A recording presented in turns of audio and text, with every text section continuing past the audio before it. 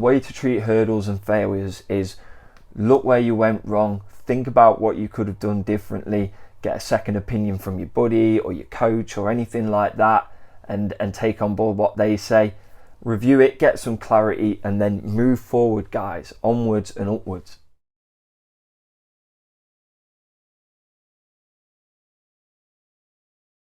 What's going on, guys? Welcome to the channel, or welcome back if you're returning. It's Jacob, Sunday Lifters.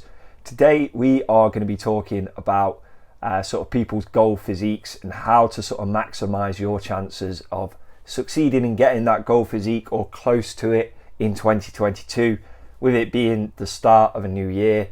Obviously people are sort of making New Year's resolutions. I think it was Joe Rogan actually who he put a tweet out or a status or something saying their New Year's resolutions are sort of cheesy as fuck, let's be honest. But anything that gets people sort of being more sort of health conscious, sort of more mindful of physical activity, starting new routines, and just generally getting into a better mindset is always a good thing. It's important that we understand sort of the mechanics and sort of the best way we can sort of make or break a habit in order to sort of succeed long term in these activities or commitments that we're taking up. There's like a thing going around, or like a one of those old wives' tales type thing, where people say it takes 2 weeks to make or break a habit, which is true in some circumstances, but actual study and science will say, our neurology, the way we're made up is totally different. This is why I always say we react differently to different drugs. We have allergies. We're not all made up exactly the same. And so saying it takes 2 weeks to make or break a habit is quite general. It actually can take up to 90 days for some individuals. So it's important we know that. And today I want to sort of go over more sort of general things you can do to sort of give yourself that best chance of success with sticking with these things, maintaining it long term, and hopefully getting to where you want to be if you can be patient for it. Because that's the thing, guys, there's no quick fix. You have to be willing to put in the grind. You have to do it, it's what you do sort of most consistently day to day that matters. So that's what we're going to go into today. I'm not going to go into the specifics of training or fat loss or anything like that, just some ways that you can sort of maximize your success with the plan. Guys, if you could just drop this a like, a comment, or subscribe if you're not already, it is hugely appreciated and it does help the channel grow. So first of all, you need to prepare. Now, you might have already started your New Year's resolution, you plan your activity, so hopefully you already did some of this stuff before you started. If you didn't, it's never too late to just take a step back and put the planning in now. So for example, if you are starting at the gym or you're starting a new physical activity, what you need to do is you need to plan it in to your weekly schedule. You need to be specific as well. You need to be saying Tuesday and Thursday between 7 and 8, I go to the gym. And that's a thing that you always have in your diary every week. That way, when Bob calls you and says, do you want to come down to the pub for a few bevies? You can just be like, Bob, I'm busy, mate, maybe next time. When it comes to things like diets, what you need to do is you don't wake up one day and say, right, I'm starting my diet today, because you've not put the sort of things around you in place to give you the best chance to succeed, i.e. you need to think about the foods you have prepared for this diet. What's in your cupboards, what's in your fridge? Like, if you just wake up one day and sort of wander down the stairs saying I'm going to do a diet, yeah, in the morning and in the afternoon throughout work, you might resist the temptation of some of the things in your fridge and your cupboard. But if your favorite food and your sort of temptation snacks are all in the fridge and in the cupboards, you are gonna, unless you're really disciplined, which I wouldn't take the risk personally, you are gonna end up having them at some point. It might be right before bed, you just sat in bed, you're bored, you think, oh yeah, I might go have that. So what you need to do is get the food in for your diet ready for when you start it. So go shopping on the weekend. If you're starting your diet on a Monday, everything's ready to go. Get rid of all the temptation foods. And I'm not saying, guys, don't have them, but be smart about it, right? So don't put them in your immediate environment. Don't have biscuits in your bedside drawer. Have them in like the car or at work, so you can sort of have a treat while you're working, have a few biscuits with your morning coffee or something. By putting treats in the car, when you're in bed, you're probably so much more less you're so much less likely to put the effort in to go put your shoes on, go out to the car, get your biscuits, come back in. You still might do it, it's not foolproof, but you're much less likely than if it's just in the fridge. Number 2, have some clarity and specificity when it comes to your goal. Be specific when you're sort of making a goal. Saying I want to look good for summer is not enough, guys. It's too loose, it's interpretable. What does looking good for summer mean? If you I know it's sort of daunting setting goals and stuff like that, but saying I want to drop 10 pounds by July is at least measurable. You can use the scale to get the metrics to measure your progress over time. I'm not saying don't use the mirror as a sort of measurement as well. The problem with the mirror is it's just done visually. Do you know what I mean? Whereas if you're doing it on scale, you can actually measure the numbers across time and sort of make adjustments as you go along. One up from just getting a normal scale would be getting a body analyzer. They are a lot more expensive, but you do get your sort of muscle mass, your water weight, your overall weight, body fat percentage, bone density. Obviously, depending on which one you buy will depend on how much information you get. And just on that as well, guys, obviously with all of these sort of things, unless you're getting sort of a DEXA scan, which is probably the best, but still not 100% accurate, a body analyzer you buy online and get delivered for your house, it looks sort of like a scale.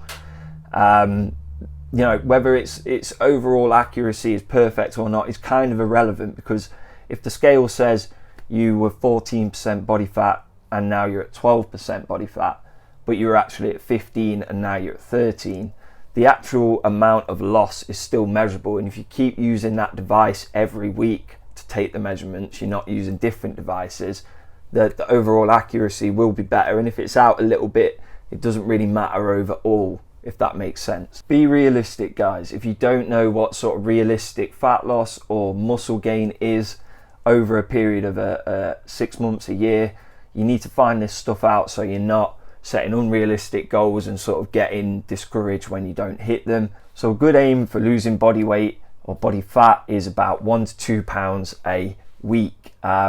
Obviously, if you weigh more, you can probably get away with losing maybe 3 or 4 pounds, but if you're not sure if it's a healthy thing to do, I always say speak to a medical professional. A doctor can easily tell you what sort of body weight you can afford to drop in a week or a month or whatever it may be. Muscle gain is unfortunately a lot more complicated, and I feel a lot more factors play into how well you can develop muscle over time. Training intensity, training frequency, diet, genetics. There's a lot of things involved, but we can still break it down to give you a rough guide. I'll assume if you're watching this video, you've never sort of had a consistent training plan, or you've just not been going hard at it, and now you are, so you're new to sort of building muscle or the gym in general. So I'll give you sort of year 1, year 2, maybe what you can expect. The other thing is, guys, when I do this breakdown, I'll give you what you can expect to gain with good genetics, poor genetics, and whether you're a male or a female, because unfortunately, with testosterone being a sort of anabolic hormone that it is, and being produced more in the testes, obviously, which is why men have more, it does play a role in generally speaking, there's always exceptions to the rule, but generally men will find it easier to build muscle than women. Now, if you're a guy with good genetics and your diet's dialed in, your training's good, you could probably expect to gain about 0.7 to 1 pound of muscle per month for the first year. So 8 to 12 in the first year, basically. If you are a woman or a guy with sort of less optimal genetics, you could probably expect to build 0.3 to 0.5 pounds of muscle. Again, diet dialed in, training dialed in, that's the expectation. Of course, all of this is if you're natural, if you're using sort of exogenous testosterone or other steroids, you can expect much more, but this is obviously aimed at naturals. Year 2, expect about 2/3 of that growth. So essentially, if you built 6 pounds of muscle in the first year, expect about 4 pounds of muscle in the second year. You can find more comprehensive guides for muscle gain, guides and what to expect. I will link one below, a video by Greg Doucette with graphs that you can sort of follow and see. Again, he breaks it down into males, good genetics, males, bad genetics, females, good genetics, females, bad genetics, and the general rule, so you can actually really get a comprehensive guide for this. Number 4, ease yourself in, guys. Do not, and I mean it, do not go balls to the wall on week 1 of your new plan. I know you will, because I've done it before when I started.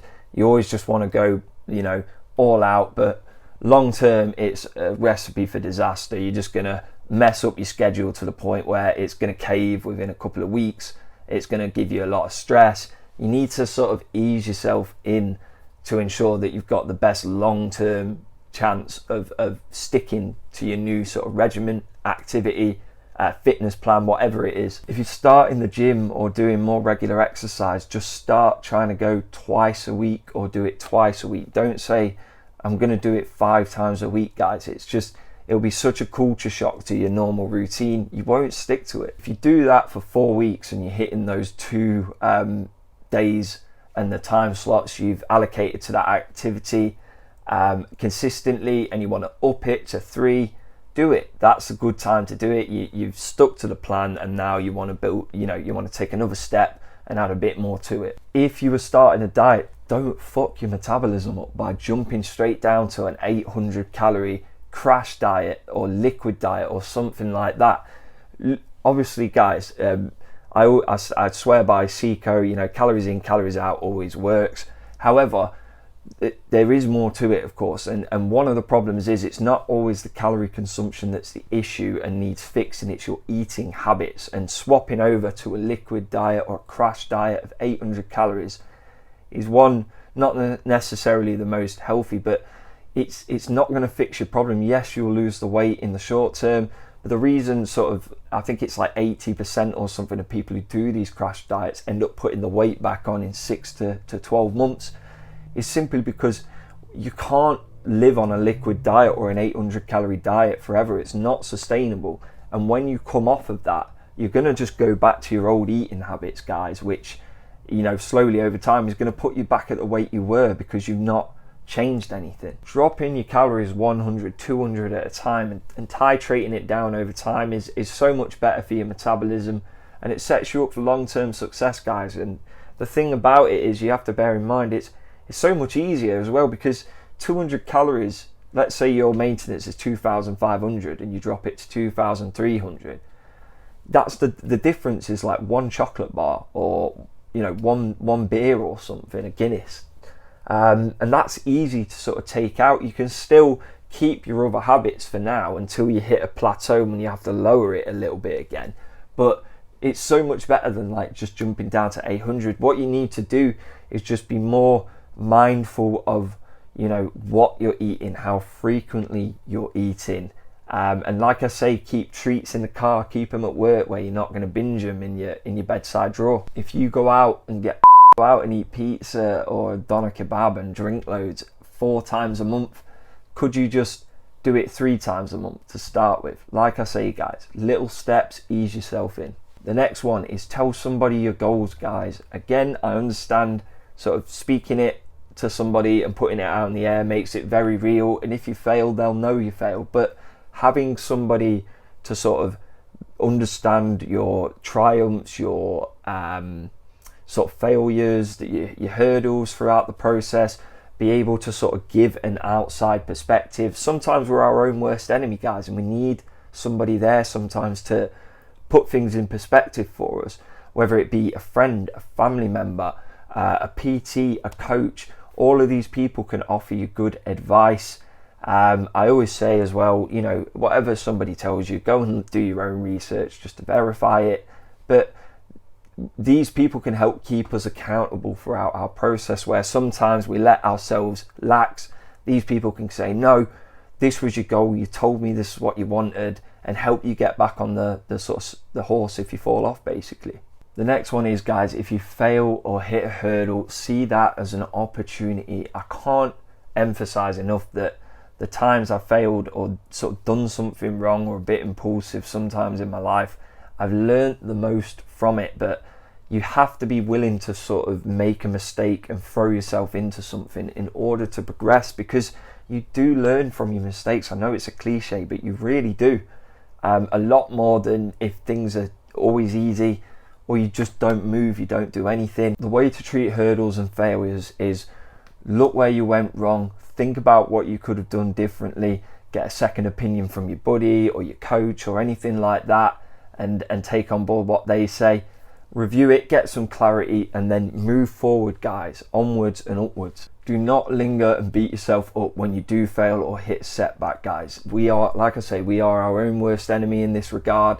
We can easily sort of use these as opportunities to make sure when we go at it again, we don't hit that same hurdle, we don't make that same mistake. And the final one is, guys, take breaks and enjoy yourself. Do not sort of go, like I say, go all out, make yourself a slave to this new regimen that you've created and have no time for sort of relaxation, friends, family. All these things are important. You need some enjoyment in life, guys, and being a sort of slave to the gym, going every day, eating sort of salad for breakfast, lunch and dinner every day to have your dream physique is not actually going to bring you the happiness that having a sustainable and maintainable routine and sort of lifestyle will give you. So let's just run over them one more time. So number one is prepare and plan before you get started and do some research. Number two, be clear on your goals and very specific about what those goals are so you can actually reach it. Number three, be realistic. Again, do your research or find somebody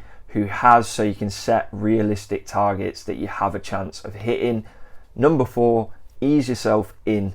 Don't go balls to the wall all out and make yourself a schedule that you're never going to keep to. Just make small changes throughout the few weeks that you can sort of, like I say, I can't put it any other way, ease yourself in, and eventually you'll end up with a pretty strict regimen, but it won't feel like it because it's just happened over time. Number five, tell somebody your goals so you've got somebody who understands and is clear on what you set and can help keep you accountable. Somebody who can offer you support and a second opinion on things. Number six, if you fail, reflect, review, reset. Don't dwell on it and get moving. Keep going forward, guys.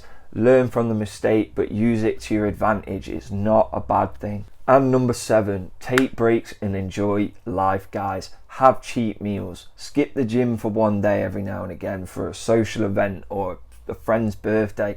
You don't have to take packed lunches everywhere. You don't have to have salads every day. It's just about making smarter choices that you can implement slowly over time to ensure that you set up a schedule that's, not going to kill you off. And this is the thing. You will get your goal physique if you do it this way. You just might have to be a little bit more patient, guys. The difference is you won't just have your goal physique for a month if you do it this way. You're setting yourself up to be able to maintain it for life, or you might get there and find that doesn't bring you the happiness that you think it will, and you just want to go back to how you were, and that's fine as well. I'm going to end this video here, guys. If you have stuck with it to the end, it's mega appreciated as always. If you haven't already, just drop it a like, a comment, subscribe, hit the bell icon, all that good stuff. It's hugely appreciated and it does help the channel grow. If you want to work with me, you can email me at Sunday Lifters for meal plans, workout plans and online coaching. And you can also follow me on all my socials. It's at Sunday Lifters on Facebook, Twitter and Instagram. Thanks a lot, guys, and I'll see you soon.